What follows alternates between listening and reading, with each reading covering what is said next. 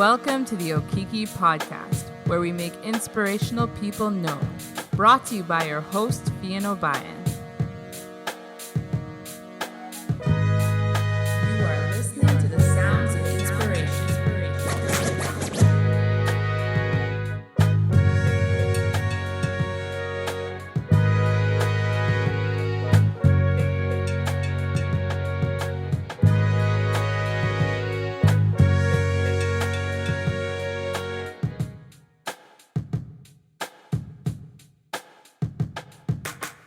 Hello, everyone, and welcome to the Okiki Podcast. And today I have an amazing guest. Her name is Eyitemi Popo, and she is featured in Forbes as a social entrepreneur, and she's invested in products, services, and ecosystems that help women thrive. She's also the founder of Girls Trip Tours. And so she builds an alternative tourism ecosystem that's driven by women, and they travel through Africa. And she's been featured in Forbes, National Geographic, talks at Google, and as well as a United Nations case study. So I'm very honored to have her on this podcast. And yeah, for the Nigerians of the podcast too, forgive my Oyibo accent with her name. I know we're both Nigerian, but I've lived out here for a while, so yes, but no, thank you, Temi, for being on the podcast today. No problem. So yes, it's Eyitemi. I'm Shakiri for the Nigerians who might be wondering. And yeah, I'm from Lagos, but I grew up in New York City, and now I live in Montreal, Canada. I think kind of global travel has always been part of my family life. Like my grandmother was a diplomat, and so my mom grew up traveling a lot, and that kind of got passed down to me. And so like even with a Nigerian passport, I've been to 30 countries, lived in 7, and I recently got my Canadian passport. So like now, world, watch out. Because I don't That's a different level. Yeah, Yes, I don't need to queue up for visas anymore. So yeah. So let's backtrack to that, because I'm guessing from what you're saying, is your Canadian passport a fairly recent thing too? Yeah, Yes. I got it last year. Wow. Okay. So yeah, we have a lot to backtrack on.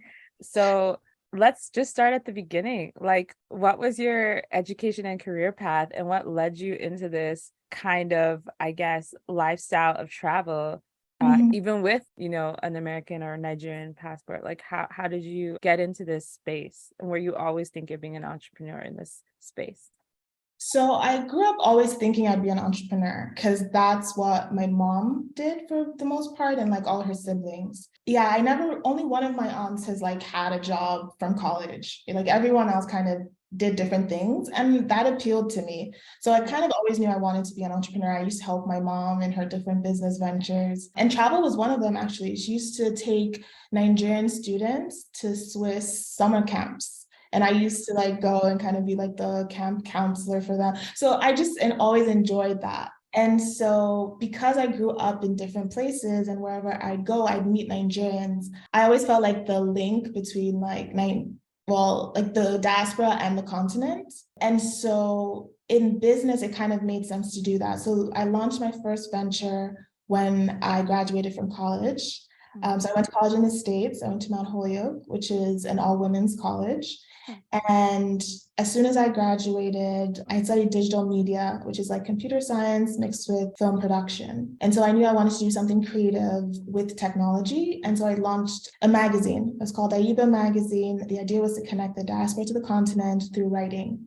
And we built up this huge team. We had writers from all across the continent: Egypt, South Africa, people living in Asia, people living in the US, and just kind of all contributing to, at the time, there was the Africa Rising narrative, and, just wanting to be part of that movement and seeing Africa more mainstream, which is crazy. Like a decade later, we are. The last year I had the magazine running, so I ran the magazine for almost 9 years.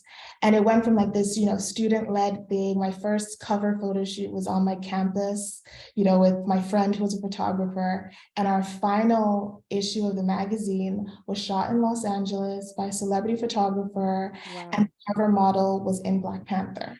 And we got the premiere. And so it was just crazy, like how things had changed in the industry. And like, it felt like how we were a part of that, like just from, the trajectory. And so while the magazine was great, it wasn't very profitable, right? Like content's hard, especially written content. And so I needed to pivot, but I wanted to keep the audience I had, which was definitely a lot of Black people, mainly Africans, but also women. I noticed that like 90% of the readership was women. And because I am a girl's girl, like I mentioned, I went to an all women's college. I also went to an all girls high school. So women empowerment is kind of very natural to me. Also with like my mom and my grandma, who are very strong figures. And so I decided, let's make this for generally Black people, Black women specifically. And that's how Girls Trip Tours started. It was just like, I want to keep doing the work I'm doing, but let's do it through travel, which is more visceral than content, right? Let's actually take people to the continent and connect them with all the amazing people I've written about in the magazine. And like, take them to the restaurant I wrote about. So it was just kind of like bringing everything I was writing about to life. Oh, that's amazing. Yeah, just so cool to see the patterns of how it all came together, and just even paying attention to who was reading the magazine, who was engaging with it. And so I guess in that, what was like your biggest obstacle then when you were going to make that pivot of magazine to travel, and making people know like this is something that they can be part of?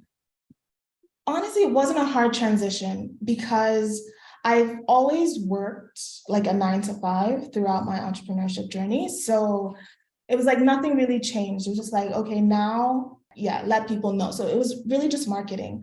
I think I had the idea like October 2017. By December, I was just like, you know how the end of year is coming and you're like, I still haven't done this thing that's in my mind. And so like the week before New Year's, I created a website, I created a deck, and I opened up spots. And it was something that I knew like I was gonna go and do this on my own, even if people didn't understand it at first. Like I would do a trip and like take video and kind of just show people what I was getting at. But to my surprise, like 6 people signed up. And so I was like, okay, we've got a trip. And the main reason I launched it, apart from like wanting to bring people from the diaspora to visit Africa, was also the mentorship piece. So what makes Girls Trip different from any other like Black travel company is really how we embed mentoring into the travel experience. And so I had a friend that was running Africa's first coding academy for girls. And that was like our mentorship partner. And so part of the itinerary was taking these girls out. We planned this amazing like brunch for them, just so they could have a different experience than what they're used to day to day. And also we had a session where we workshopped with them. We did like game design. And the idea was just to encourage them, because my friend had said these girls' parents don't get this whole computer science thing. They want them to marry young. They think if they go to university for computer science, they'll be too, like, I guess, high maintenance, like too hard to find a husband that's like on their level. And so the mothers didn't want them to pursue technology. And it was like, no, we can't have this. So I need to bring women. And it was crazy how like the universe just attracted the right people. So we had a Ford Foundation exec on the trip, someone who was working at LinkedIn, someone who was working at eBay. So it was just like the perfect trip to, support these girls. And that was kind of the beginning of it. It was just like when that trip happened, the kind of reviews we got, it gave me a lot of confidence in like, okay, what you're thinking about, like it actually makes sense in the real world and people want this. And it also gave me the seed funding because, from the first trip we were profitable to just keep going. And the reviews that they gave were just amazing. Like one actually made me cry. So it was just like, okay, now I have the credibility as well because I can share those transformations with other people and more people will travel with us. That's amazing. And just amazing to hear that it's like not just like the tours, not just connecting the diaspora, but they're like impact tours as well in the communities that you're visiting. And so I guess when you had that first trip take off, I guess what was the biggest challenge in then knowing, okay, I can mobilize this, I can make this multiple trips. And what were some of the things that kind of surprised you with group travel organization versus, of course, yourself? As you mentioned, you've traveled to many countries. So like, what were some of the huge shockers, I guess, between the two for you? Yeah, so definitely the next step was the hard part, right? The first trip was pretty easy and it went off without a hitch, which was so surprising because I thought West Africa would be more difficult, but like we had no issues. The next was a bit harder because I don't know, it was just like the next trip was to Kenya and I had never been to Kenya either. And so I think just kind of organizing a trip remotely in a place you've never been to and like relying on travel partners was kind of difficult, but that was also part of the scaling process, right? I couldn't necessarily do everything myself. I now had to build a team, and I think building a team is always difficult. So I think the hard part of like scaling was building the team and also figuring out how I wanted to scale. Like you just said, like more trips. Yeah, more trips was one option, but I wanted to think through like what are all the options of actually scaling. And so it took a while to figure that out, especially because the pandemic kind of disrupted a lot of things. So in 2020, I increased the size of the trips, which is another way, right? Bigger trips, but fewer, or more trips. There were so many different ways to scale. And so in 2020, my idea was like, no, I don't want to do so many trips. Again, because I was trying to like keep a full-time job. So let me do this really like big trip, make it more of like a summit, experience. And I opened up 40 slots. The trip was supposed to be like November 2020.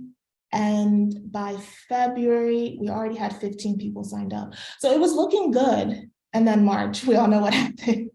And so that trip did not happen. And so it gave me pretty much 2 years to kind of rethink this. And in that time, I was like, should I even keep doing this? Like, because like, remember the first few months of the pandemic were really bleak. So it gave me a lot to think about. But what I came out of it knowing was I needed to dream bigger, right? One trip with like more people, that's not bigger necessarily, right? And if I was going to dedicate, because I also turned 30 in the pandemic. So it was also that pivotal point where you're like, okay, next decade of life, like what am I going to be doing for that next decade? I was like, you got to think bigger. And so I landed on this ecosystem. And that's what we're working on now, is building a travel ecosystem where it's all women led and it covers the entire continent. So we have our first hire on board. Her name is Otso, and she's based in Botswana. So she's in charge of Southern Africa. And because she's locally based, she knows who the players are, and she is bringing on travel partners into this ecosystem. The first travel partner we brought on is the founder of the first all-women safari guide team in Africa. So if you think of a safari guide, you usually think of a man, not necessarily even a Black man, right? If you go on safari in South Africa, it's mostly white men doing that work. And so to have Black women be safari guides and approach conservation from this feminist and indigenous perspective is really unique. And so that's just an example of like one person we have, but we have so many amazing women who are bringing their brands into our ecosystem. And so now when you book a group trip with us, it's not a lot of work, even if I haven't been somewhere, it's not a lot of work for me to put together an itinerary that has impact and also makes sense because I have these local partners. And so we're looking for partners in East Africa and West Africa as well.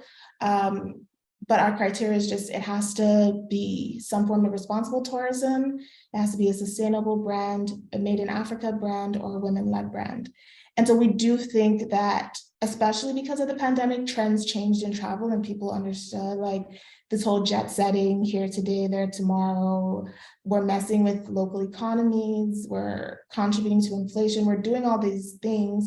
And there is a way you can travel with social and economic impact, but people don't like to do the hard thing and figure it out. And so we're figuring it out for you. And now you can just tap into our ecosystem and book a solo trip or a group trip within that ecosystem. And so now Girls Trip is almost helping us validate this ecosystem. And we know that ecosystems can scale. It's much easier to scale an ecosystem. And so that's where I'm at right now. Wow, that's so cool. And just to hear that journey and story, just because I'm even thinking about like, yeah, thinking back in the pandemic and just going like, yeah, what exactly did you do or have to do then? And then the reflection that it took to go like, okay, let's try it this way. And I guess kind of going off of that, because that is a very good explanation of the challenges. When things started looking like they were opening up and that people are interested in travel, and then you had that reflective time to think about how you're going to actually present this business, did you notice a change in trends in what you were offering in terms of like the desire for people to want to be part of it, to sign up for these trips? Did you see a bit of like an enthusiastic change from before the lockdown and after the lockdown? So I remember someone DM'd me. She was like, I have to see Africa before I die. You know what I mean? So it was kind of that awakening, especially for our African American followers who were, they were stuck at home, especially like I was in Montreal, man. Things were locked down.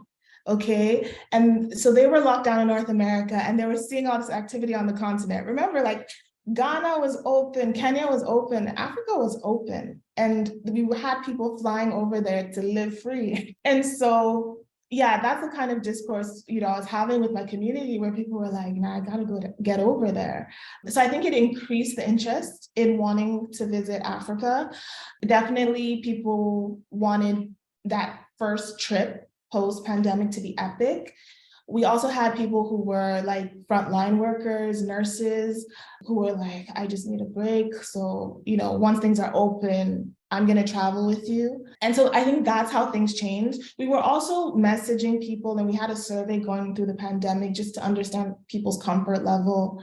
And it wasn't really until vaccines came out that people were comfortable traveling. And even then you have the whole like, people not anti-vaxxers, like it was a really complicated moment, especially because a lot of countries had the rule that you needed to be vaccinated or have a negative test coming in. So there was this like precarious moment where things were opening, but it was also really complicated because things were changing day to day.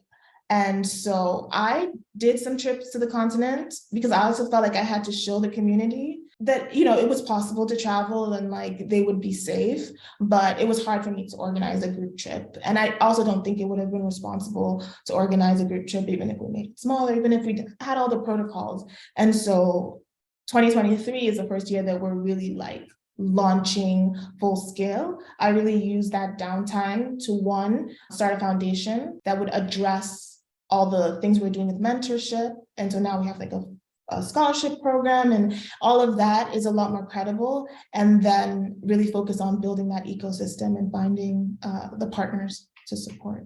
Yeah, for sure. And one of the things too, I wanted to get into like how you made your brand known as well. As you mentioned before, you're featured in National Geographic and quite a few other places. So in the fact that you're even just kind of really taking off now, how did you get so many people excited and on board with what you were trying to do?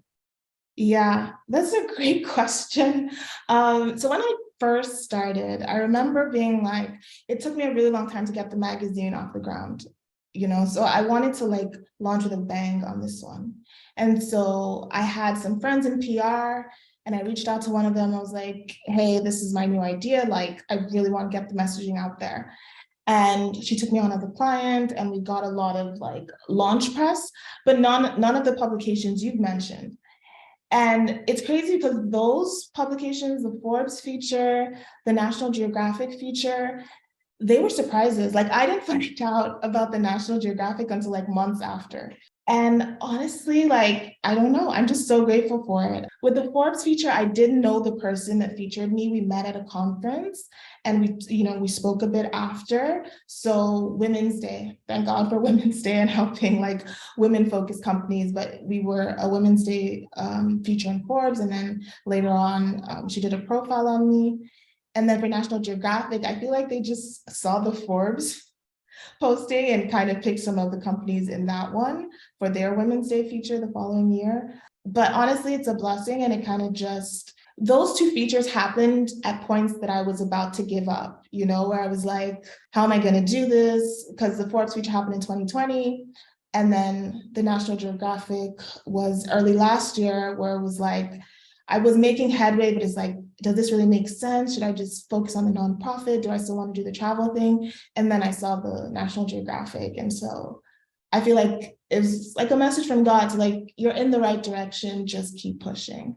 That's amazing. And did you also mention you've done all these businesses while doing a 9 to 5? Are Yeah. you still in that situation now, or have you made that pivot to like full entrepreneur in this space too? Just curious in general. Yeah, no, I'm still in that situation. Like in 2020, I wanted to make the decision to leave. Then the pandemic happened. So I was really Yeah. happy to have the employment at that point. And it's just something that, like right now, I work in artificial intelligence. And so Wow. it's like experience I want to have. I Definitely. think it really helps with the work I do on the nonprofit side with the girls. So I do think there's a point I'll leave, but as long as I have a job that is kind of serving a greater purpose, um, especially because my job is fully remote. So Yeah. I don't go into the office. It's very flexible with like work from anywhere, within reason. So right now, I don't feel like I have to make that switch, but it's definitely something that, in a few years, I probably will make the switch just because I do see myself as an entrepreneur more than anything else. And so I have really big plans for Girls Trip in terms of scaling the ecosystem, but I'm also in the process of buying land in Kenya to actually build a retreat, because Wow. one of the gaps I've seen is that as much as I want to support locally owned hotels, it's really hard to find like luxury locally owned hotels, right? Most of them on the continent are by the big global brands. And so that's something that I'm like, okay, I can play in this space, right? And so, yeah, I'm still kind of working out exactly how everything lines up. But yeah, I'm really committed to this vision and to scaling. And so probably sooner than later. For sure. And you mentioned that you're really into mentorship, or that your organization really focuses on that. So what would you tell like a young person seeing like what you're doing and you going after your dreams and your entrepreneurship, and they're trying to get started on what they want to do? What kind of piece of advice would you give them? So I would say start. Like, even if the idea isn't fully fleshed out, sometimes you have to put it into the marketplace, put it into the world for it to start making sense. Because I see so many people building quietly in silence, not wanting, I guess not necessarily not wanting any feedback, but being afraid of the feedback and the input. But like that is the most important step in entrepreneurship, is starting and letting people see what you're working on, and then giving feedback, and then potentially contributing. So I think that's one. If you just like have an idea, put it out into the world. And if you're already working on something, there's a trap I've seen a lot of like women entrepreneurs fall into, and I fell into that early in my career as well with my first venture, where you get all this support in the form of like empowerment, and you get invited to all these places to speak and to just be more visible as a female entrepreneur, a Black woman entrepreneur, but you don't get the investment, you don't get the financial support that you actually need. And I always say, like, some of these companies will empower you into brokenness because they're not investing in women entrepreneurs the same way they invest in men. And you can see that by like less than 1% of venture capital funding going to women of any race, talk less of like Black women. And so for people who are already starting, I would say don't get caught up in that trap of this unpaid speaking engagements and just like the corporate praise or the media, like focus on the product, focus on monetizing, focus on profitability. That's very interesting, especially in a day and age with so much, social media and like accolades and different things. Like, it's very interesting that you're like, yeah, just not, don't get carried away with the noise, like focus on what you're trying to do. And I guess on your end, did you have mentors who spoke into your life as well? When I first started out, I was in New York and I had a lot of women, specifically Black women, Lift Me Up in Toronto. So before I moved to Montreal, I was in Toronto. I felt the same way with the community there. And then I also got this like African fellowship, and that connected me to a lot of women building on the continent. And so a huge part of my story is just getting support from mostly Black women. And so I think that's why I'm so dedicated to creating products, services, building ecosystems that help women thrive, because they are who have allowed me to thrive. Yeah. And I guess the final question I have for you today is, what do you value the most about the position that you're in with your company and everything that you're doing up to this point? I value the freedom, like the creative freedom, first of all, because sometimes, working 9 to 5, you're working on someone else's dream or someone else's agenda. And especially when you work in the Western world, honestly, it's like some of the things they're building towards don't even make sense to you as a Black person. You're just like, with all the things wrong with the world, yes, we definitely need another X product. You know what I mean? It can feel really meaningless. And so, yeah, I just wish more Black people would get into entrepreneurship so that we can really build the world that we want to see. And that's what I'm trying to do. Like, I want to see a world where Black women live luxury. Okay, luxury travel company, and they're connected in sisterhood, doing that. And they feel free. There's a place where they feel free. And for me, the only place where Black women are truly free is Africa. And even then we have problems, but like, at least you can find like, places to just exist, And that's why I want to build that retreat. I just want to build this space, these few acres of land where we can just exist, without comparison, without, being criticized.